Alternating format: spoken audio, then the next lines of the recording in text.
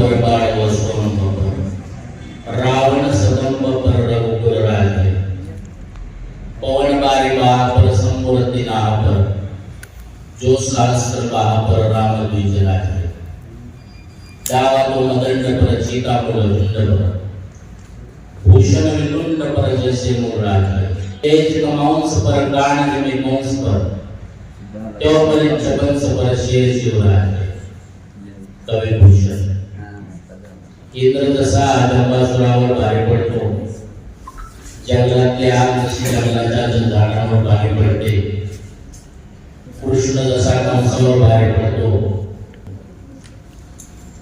तद्वत छत्रपती शिवाजी महाराज हे मुघलांवर आणि अत्याचारी दुष्ट शक्तींवर भारी पडतात कवी भूषणांच्या परस्मृतीला भाव येतो अनेकांच्या स्मृतीला भाव येतो समर्थ रामदासांची वाणी बोलते निश्चयाचा महामेरू बहुत जनासे आधारू अखंड स्थितीचा निर्धार श्रीमान येऊ नरपती हयपती गजपती गणपती भूपती जलपती पुरंदराणी शक्ती कृष्णाबाई आचारशील विचारशील दानशील धर्मशील सर्वज्ञ सुशील सकळाटा यशवंत कीर्तिवंत वरदवंत सामर्थ्यवंत नीतिवंत पुण्यवंत जाणकारा धीर गंभीर उदार शूर कार्याशी तत्पर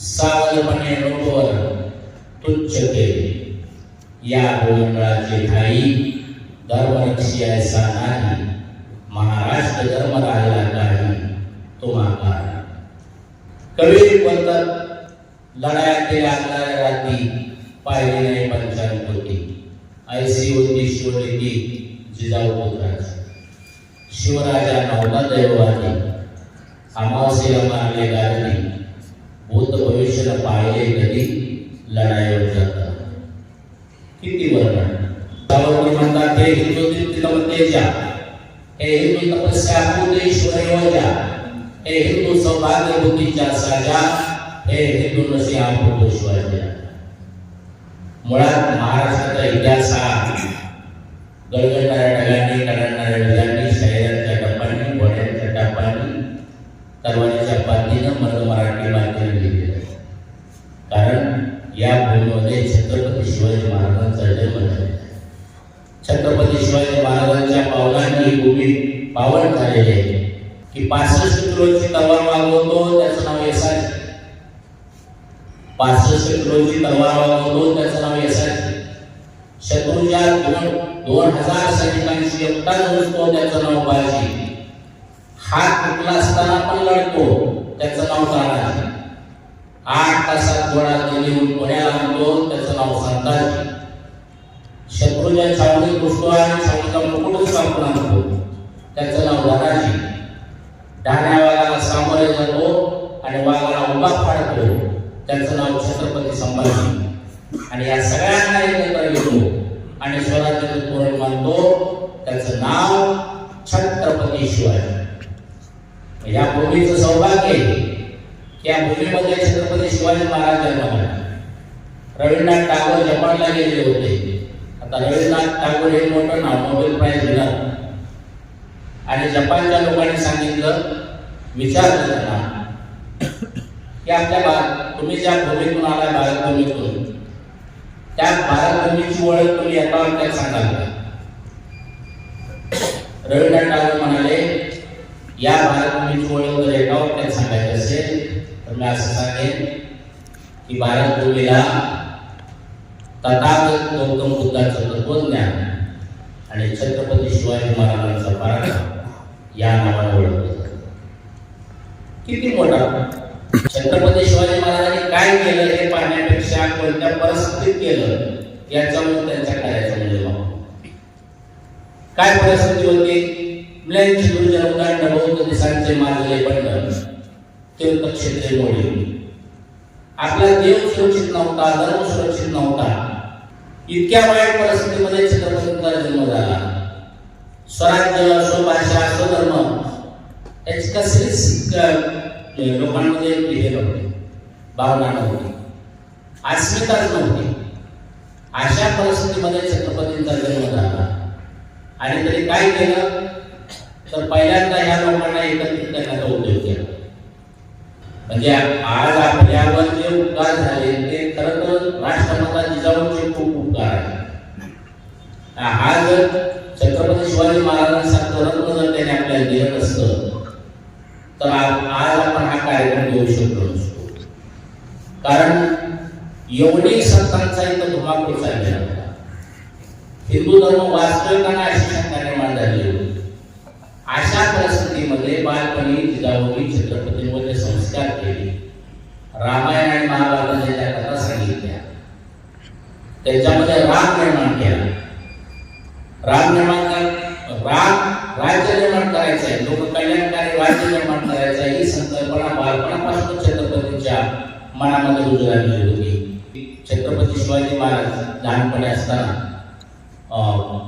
काय नाचगाण्याचा कार्यक्रम चालू होता आणि त्या नाचगाण्याच्या कार्यक्रमाला बाकीची मुलं गेली तसंच गेलेली होते. घरी परतले त्यावेळी जाऊन म्हणाले की कुठं गेले होते शिवराज तुम्ही? महाराज म्हणाले करमणुकीचा कार्यक्रम चालू होता, नाचगाण्याचा कार्यक्रम चालू होता. आणि त्यावेळी जे वाक्य वापरलं जाऊन की शिवराजे तुम्हाला स्त्रियांना नाचवणारा राजा नाही व्हायचं, तर तुम्हाला स्त्रियांना वाचवणारा राजा व्हायचं. हे मनामध्ये तुझे वाक्य होते, संस्कार झाले होते तसे. आणि मग छत्रपती शिवाजी महाराजांचा कार्यक्रम आपण जेव्हा पाहतो की सह्याद्रीच्या उतरतीचा भाग मावळ, म्हणजे सह्याद्रीच्या उतरतीचा भाग आहे त्याला मावळतीचा भाग असं म्हणतात. आणि या मावळतीला 12 मावळ आहेत पुण्याजवळ आणि 12 मावळ आहेत जुन्नरजवळ. पुण्याजवळचे 12 मावळ आणि जुन्नरजवळचे 12 मावळ असे 24 मावळ. आणि या 24 मावळातल्या 18 पगड जातीच्या लोकांना एकत्र करून महाराजांनी स्वराज्याची निर्मिती केली. त्या मावळ गाव कागातले त्यांचे साथीदार होते म्हणून मावळे असा शब्द प्रयोग झाला. या मावळ्यांना एकत्र करून घेत असताना शिवाजी महाराजांनी कधी जात पाहिली नाही. तू या जातीचा आहे, तू त्या जातीचा आहे, तू तुच्छ आहे, तू कनिष्ठ आहे, अशा प्रकारचे कधी छत्रपतीच्या मनाला विचार स्पर्श केला. आणि म्हणून जिजाऊ जेव्हा एका हिंस्र श्वापदाला धुमाकूळ घातलेला होता त्या ठिकाणी, आणि त्यावेळी जिजाऊने एक स्पर्धा लावली की पिकाची नासधूस करणारा हिंस्र श्वापद आहे या ठिकाणी, तर त्याला जो कोण मारेल त्याची जो कोण शिकार करेल त्याला मी सोन्याचं कडे देईन. अनेकांनी प्रयत्न केला आणि एका मुलानं तिथल्या मावळ भागातल्या त्या हिंस्र श्वापदाची शिकार केली. त्याला इतका आनंद झाला, तो संध्याकाळी 9-10च्या आसपास जिजाऊ मासाहेबांकडे आला.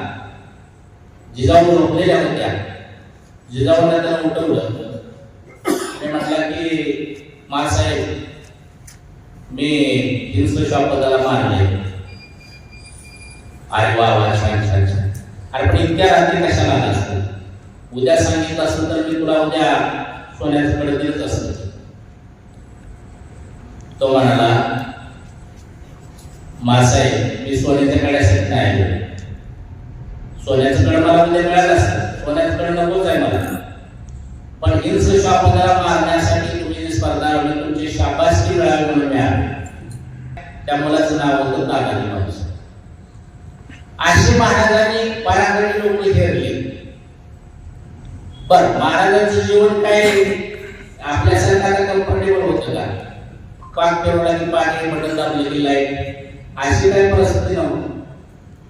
अतिशय दुःखदायी वेदनादायी प्रवास महाराजांनी केले. अफजल खानाच्या वधाच्या वेळेला सईबाईंचं निधन नुकतंच झालं होतं. म्हणजे सप्टेंबर महिन्यामध्ये सईबाईंचं निधन झालं. महाराजांच्या आवडत्या महाराज मात्र सावरलेले पण नव्हते आणि अफजल खानला स्वारी. महाराजांना स्वतःचं दुःख म्हणजे दुःखामध्ये सुद्धा त्यांना उसळत मिळाली. इतक्या वाईट परिस्थितीमध्ये महाराजांचं जीवन होतं. आणि अफजल खानाला वध केलं. आता तो इतिहास काही सांगत बसत नाही, पण एक दिवसा मी तुम्हाला सांगितलं, शाहिस्ते खान जेव्हा लाल महालात आला, भरपूर फौज घेऊन आलेला होता आणि महाराजांची फौज जेमतेम 400 मावळे. महाराजांनी त्या 2 गटामध्ये विभागणी केली 400 मावळे. एक गट होता बाबाजी मुघल यांच्या नेतृत्वाखालचा आणि एक गट होता छत्रपती शिवाजी महाराजांच्या नेतृत्वाखालचा. आता महाराजांचं बालपण लाल महालातच गेलं होतं. शाहिस्ते खानाने लाल महालात तळ ठोकलेला होता. रात्री महाराजांनी त्याच्यावरून छापा टाकला आणि महाराजांनी छापा टाकला. शाहिस्ते खानाचं बोट तुटली. शाहिस्ते खानाच्या जेव्हा काही लोकांना झाला नाही, बोट तुटली. बाकी बरंच सैन्य केलं, तर शाहिस्ते खानाचा मुलगा पण मेला त्या हल्ल्यामध्ये. आणि मग आता इथं काही जास्त थांबून चालणार नाही, कारण शाहिस्ते खानाची फौज भरपूर होती. म्हणून महाराज निघाले. महाराजांनी सिंहगडाकडे कूच केली. आता जो आपण कात्रज घाटाचा उल्लेख करतो नेहमी, कात्रजचा घाट दाखवला. त्यांनी काय योजना केली? कात्रज घाटामध्ये मशाली पेट म्हणून ठेवले. म्हणजे शाहिस्ते खानाचं जर सैन्य आलं तर त्या शाहिस्ते खानाच्या सैन्याला असं वाटावं की हे मराठी सगळे कात्रज घाटातून गेले. आणि मग सकवा देण्यासाठी पण हा उल्लेख केलेला होता. झालं तसंच शाहिस्ते खानाची फौज आली आणि त्यांना सकवा बसला. त्यांना वाटलं की मराठी कात्रज घाटातून गेले, प्रत्यक्ष मराठी कुणीकडे गेले होते तर सिंहगड. हा पराक्रम, ही युद्धनीती. महाराज फक्त पराक्रम म्हणजे ना, मुत्सद्दी होते, दूरदृष्टीचे होते. महाराजांना नौदलाचं जग मांडलं होतं की समोरच्या लोकांवर बघून महाराजांनी नौदलाची स्थापना केली होती त्या काळामध्ये. म्हणजे युद्धनीतीमध्ये हुशार, मुत्सद्दीगिरीमध्ये हुशार, धूर्तपणामध्ये हुशार. म्हणजे अमुक एक गुण नव्हता असं म्हणायला जागा नाही आणि अमुक एक दुर्गुण होता असं म्हणायला जागा नाही. एवढा आदर्श राजा जगाच्या पाठीवर कुठेही झाला. म्हणजे अनेक राजे महाराजे झाले भाऊ होतील, भाऊ आहे ती भाऊ पर्याय असेल, पण त्यांच्याकडे काही ना काही दोष होते आणि महाराजांसाठी मारायला तयार असायची माणसं. पण या माणसाला समोर मरण दिसत असताना का मरत होती ही माणसं? तर एक विश्वास होता. लाख मेले तरी चालतील, पण लाखाचा पोषण करायला नाही. आपण पेटवले पाषाण प्रकारावरती शोभाने, गळ्यामध्ये गरिबांच्या गावी संतांची. अशा प्रकारचा राजा या पृथ्वीवर तयार होणार नाही. आणि आपल्याकडे आज महाराजांच्या संस्काराची खऱ्या अर्थाने गरज आहे. मी नेहमी म्हणत असतो, रस्त्याला चौकाला महाराजांची नावं द्यायची गरज नाही, परंतु महाराजांनी दाखवलेल्या रस्त्यावर चालणं ही आज खऱ्या अर्थाने गरज आहे. आज परदेशामध्ये सुद्धा महाराजांच्या युद्धनीतीचा अभ्यास केला जातो. बरेच लोक मानतात परदेशातले सुद्धा छत्रपती शिवाजी महाराज आमच्या भूमीत जन्माला पाहिजे, कारण आम्ही जगावर राज्य केलं असतं. छत्रपती शिवाजी महाराज हे इतिहासाच्या कालपाठावर बोललेले नाही. महाराष्ट्राच्या भूमीला पडलेले गोड सुट नाही. आपण भाग्यवान आहोत की छत्रपती शिवाजी महाराजांसारखा राजा या ठिकाणी आपल्या भूमीवर जन्माला आला. आणि आपणही त्या समोर हात सापडे बोध करा. त्यांच्या महाराजांचा एक जरी गुण आपल्या अंगी आला तरी सुद्धा महाराजांची जयंती खऱ्या अर्थाने साजरी केल्यासारखं वाटेल. मी या ठिकाणी अधिक न बोलता छत्रपती शिवाजी महाराजांना या ठिकाणी मानाचा मुद्रा